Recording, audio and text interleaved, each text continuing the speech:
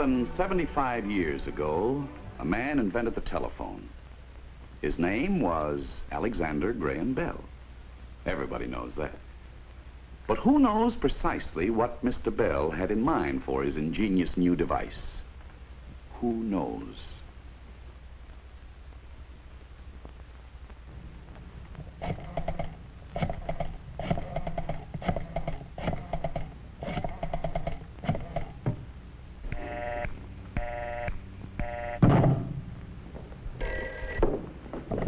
Homicide. Donegan speaking. Yeah? Be right over. At the tone, the time will be 5 exactly.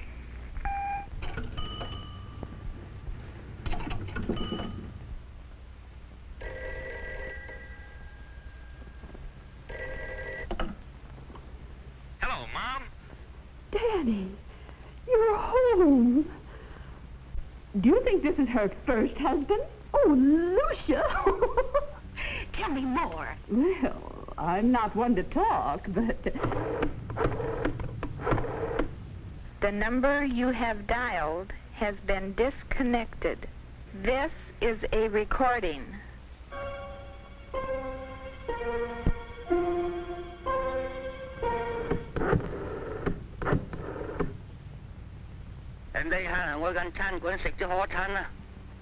Besides, there's more in life than boys.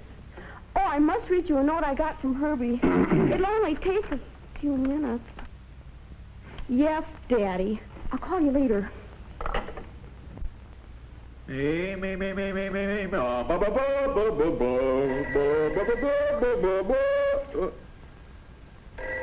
Of all the cockeyed times for the phone to ring. All right, I'll be there. I'm coming.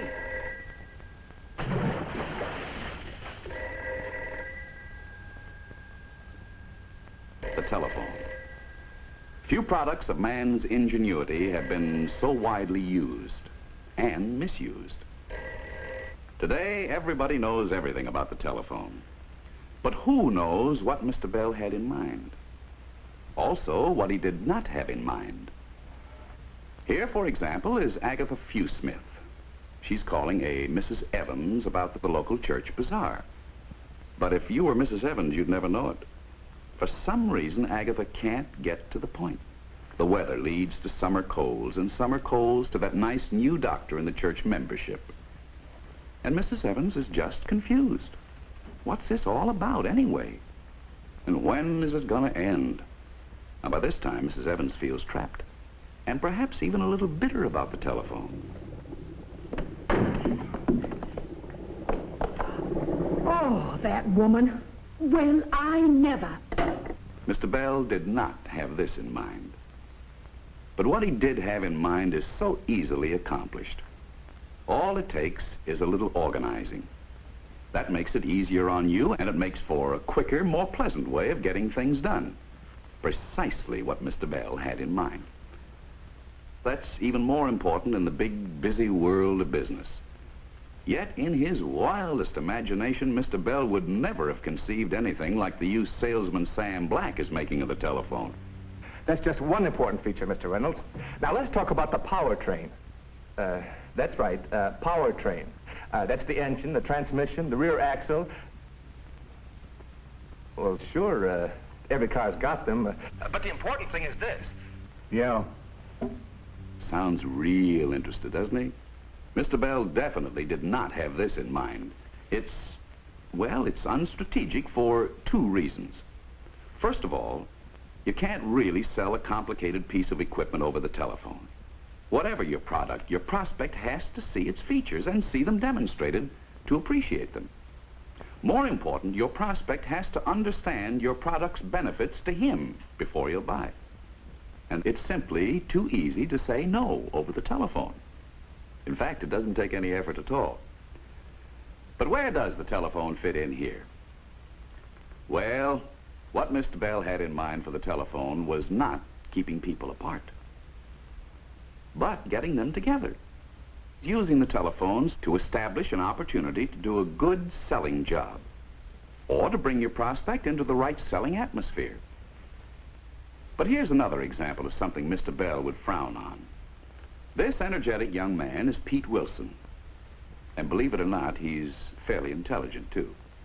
He's an air conditioner salesman, and he shrewdly figured out a sales plan. There must be a tremendous concentrated market for air conditioners.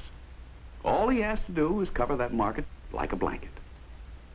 Mr. Bell would approve the determination, but he did not have such a pedestrian approach in mind. Pete has completely overlooked the whole point of Mr. Bell's invention. With time-saving telephone calls, our young salesman can quickly determine his air conditioner market. Who is a potential prospect and who is not. And Pete's ready to concentrate his selling time and energy on real prospects. That's when the telephone can really be an extra sales tool to help any salesman create selling opportunities. For instance, with his telephone and an owner list, a service file, or a registration list, depending on his field, a good salesman can literally ring hundreds of prospect bells right from his own office. And, of course, using the telephone strategically like this is just what Mr. Bell had in mind. Yet, even when the telephone is used strategically, unfortunate things happen that Mr. Bell did not have in mind. For example... Hello. Mr. Carson, this is Wally Smith, Dependable Life Insurance Company. With that new home of yours, I'm sure you'll want dependable insurance protection. Not with you, brother. Another brush off for Wally. And it's really not the telephone's fault. Sure, anyone can see that Wally's actually a nice, friendly guy. But he doesn't sound that way over the telephone. Like a lot of other people, Wally doesn't project his true personality over the telephone. And again, the answer is so simple. Before you make your call, try imagining how you might sound over the telephone. I'm sure you'll want dependable insurance protection. And then how you want to sound. Yes, Mrs. Carson. I'll be glad to drop by and explain it to you. So, whoever you are, before you make that next call, think a moment. Remember how Agatha ambles on, and make sure you organize your call, even writing down the things you want to talk about before you make the call. Remember, too, that you can't sell a complicated idea or product over the phone. So use the telephone strategically to arrange your selling opportunities. And remember how valuable the telephone can be as a time and work saver when it's also used strategically to create new selling opportunities quickly and easily. And most important of all, remember how easy it is to give the wrong impression over the telephone. So imagine how you might sound to yourself. The chances are your true personality will go out over the telephone just as Mr. Bell had in mind. For he was not only an inventive man, but a man of great vision. And even though his first telephone message was sent quite by accident...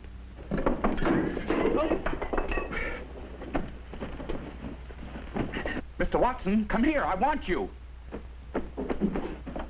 Mr. Bell, I heard you. I heard every word you said distinctly. You said, Mr. Watson, come here. I want you. Why, so I did.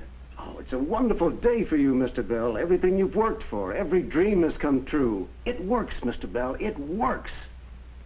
Yes, I dare say you're right, Watson. Our experiments have opened up a new age of communications. There'll be a day when people will think nothing of conversing through instruments such as we have developed. You mean as an everyday occurrence? Well, that's what I had in mind. The day will come when people will think no more of speaking to someone miles away than as if they were in the same room. Think of its possibilities. Yes, Watson. I can foresee the day when homes will be linked to other homes. Homes to factories, factories to stores. Cities will be joined to other cities, and nations to other nations. But tell me how, Mr. Bell. How can you foretell all these wonders?